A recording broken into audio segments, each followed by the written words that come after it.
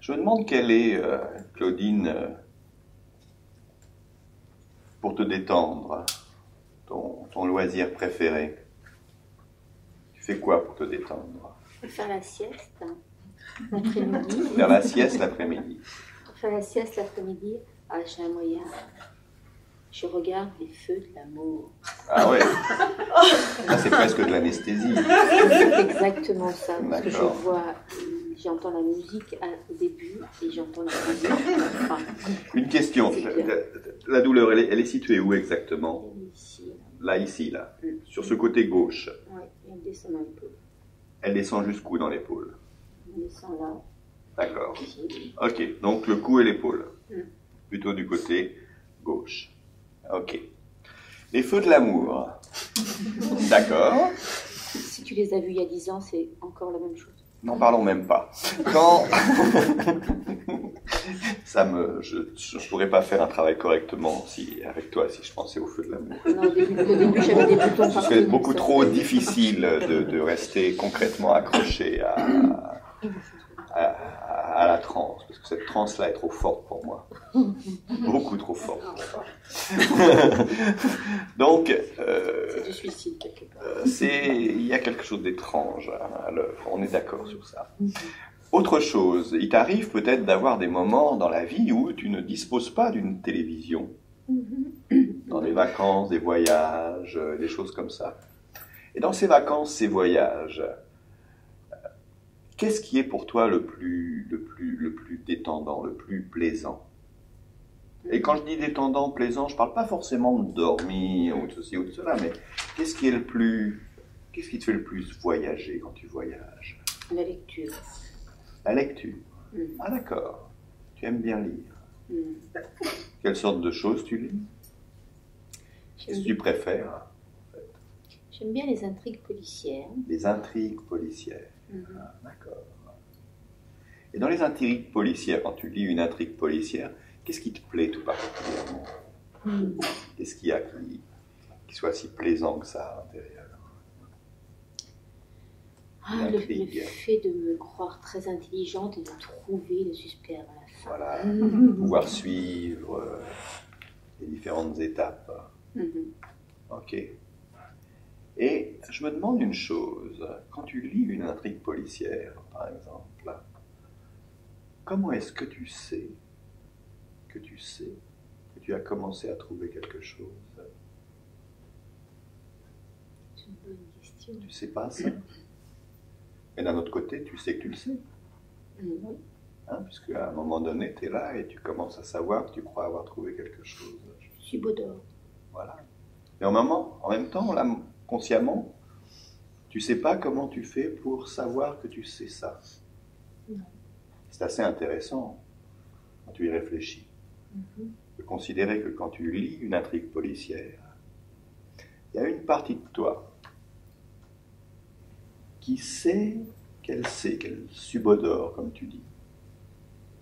Et il y a une autre partie de toi qui sait comment tu fais pour savoir. Mais en même temps, cette autre partie de toi, la partie de toi qui sait qu'elle sait, ne sait pas comment l'autre partie de toi fait pour savoir qu'elle sait. C'est fascinant. C'est comme une espèce d'intrigue policière en soi, en fait, quand tu y réfléchis. D'essayer de trouver ou de contacter ou de comprendre mieux cette autre partie qui, elle, sait. Parce que la partie plus consciente de Claudine ne sait pas. T'as envie de passer du temps à en savoir plus sur cette autre partie? On peut essayer. On peut essayer. Ok. Et donc, dans les intrigues policières, qu'est-ce qui te plaît le plus? À part ce fait de penser être intelligent en sachant que tu trouves qui est vraiment le coupable avant que ce soit révélé. Qu'est-ce que tu préfères, les mystères? Le côté exotique? Ou autre chose? Je pense que c'est simplement le fait de lire et de pouvoir m'isoler du reste du monde. D'accord. Être isolé. Oui, ne pas être, D'accord. ne pas être sans arrêt. Que toute ta conscience, en quelque sorte, soit Prise par concentrée quelque chose, oui. sur cette histoire, prise par quelque chose, Mm. qui est à la fois dans le livre et finalement à l'intérieur de toi. Mm. Puisque ce qui compte essentiellement, c'est les images, les sons, les sensations que tu vois à l'intérieur de toi, et qui sont générées, c'est ça, parce que tu lis, non? Oui, le fait de ne plus être perturbé par l'environnement. D'accord. J'aimerais que tu plonges à l'intérieur et que tu te souviennes de la dernière intrigue policière que tu as lue.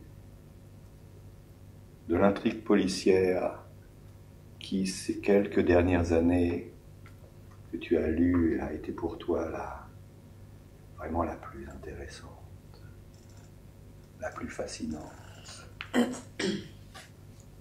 Celle qui t'a le plus absorbé à l'intérieur. Celle qui t'a vraiment mis dans un état de conscience si différent à l'intérieur qu'il n'y avait plus rien de l'extérieur qui était audible, visible, sensible, mais qu'au contraire, à l'intérieur, plus tu rentrais dans la découverte de cette intrigue, plus tu rentrais profondément à l'intérieur. Et en même temps, tu retrouves ces expériences, ces sensations, ces émotions à l'intérieur de cette intrigue policière-là. Tu peux savoir que ces sensations, ces émotions à l'intérieur sont indépendantes de quelque intrigue policière que ce soit. Et tu peux savoir aussi que les intrigues policières que tu lis sont souvent juste pour toi une opportunité pour te détacher de l'extérieur et plonger profondément en toi, à l'intérieur. C'est ça. Pour y faire quoi que ce soit qu'il t'est utile de faire à ce moment-là précis du temps. Pour y faire quoi que ce soit que ton esprit inconscient a décidé de te faire faire pour toi, c'est ça. Et je t'invite, Claudine, à permettre à ton attention de continuer à se focaliser d'une manière extrêmement souple, flexible, vers l'intérieur. De permettre à ton attention de prendre de plus en plus contact avec ton esprit inconscient, de manière à ce que seul cet aspect de la conscience, l'esprit inconscient, soit là, celui auquel je m'adresse moi, directement, alors que l'esprit conscient, lui, reste loin, à l'extérieur, à faire quoi que ce soit qui lui soit plaisant, utile et intéressant.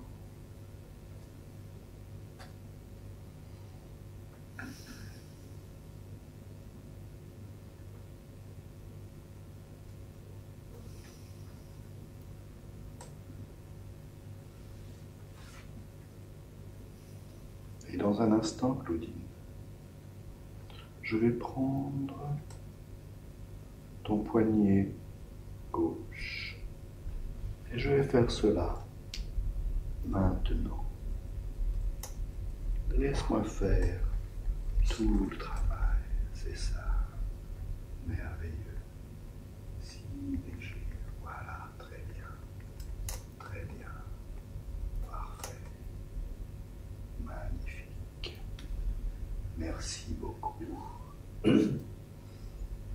Et j'invite ton bras gauche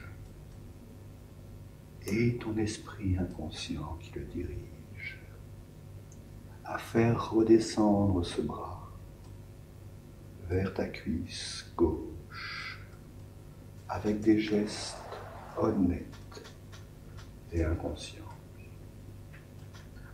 Et je l'invite simultanément, alors qu'il fait redescendre ce bras, agréablement, confortablement vers cette cuisse gauche, à te faire vivre à l'intérieur une expérience très étonnante et en même temps à développer et multiplier cette transe de manière à arriver, quand le bras touchera de nouveau la cuisse gauche, dans l'état de transe exact, dans l'état de profondeur de transe exact, qui soit le plus adapté au travail que nous allons faire ensemble. Et ton inconscient peut choisir très précisément cela. Merci. Merci beaucoup. C'est ça. Profondément. À l'intérieur. Merci. Et je demande avec respect à ton esprit inconscient de me montrer le doigt qu'il va utiliser, de me le montrer au compte de 3. Le doigt qu'il va utiliser pour me signaler oui. 1, 2, 3. Merci beaucoup. Merci. Et je demande avec respect à ton esprit inconscient de me montrer le doigt au compte de 3 qu'il va utiliser pour me signaler non. 1, 2, 3. Merci. Merci beaucoup. Et maintenant, Claudine, en ramenant avec toi toutes les sensations, les plaisirs, les apprentissages de cette transe. La conscience de tes extraordinaires capacités d'auto-guérison. Je t'invite à réorienter ton attention vers l'extérieur, à ton propre rythme, en prenant tout le temps qu'il te faut pour faire ça, étape par étape. Un peu comme on refermerait délicieusement un agréable livre, une intrigue policière dont on connaît maintenant la fin. Pour reposer ce livre de côté et se retourner, se réorienter vers le monde extérieur. Retrouver les gens qui y sont, nos amis, nos collègues, et oui, ils sont toujours là. Ils sont nombreux, hein. Ils sont nombreux. Et se réorienter complètement, agréablement, en se sentant en pleine forme. Confortablement. Bien sûr, vers l'extérieur. Ouais, c'est mieux que l'effet de l'amour. Je suis contente, c'est un vrai défi.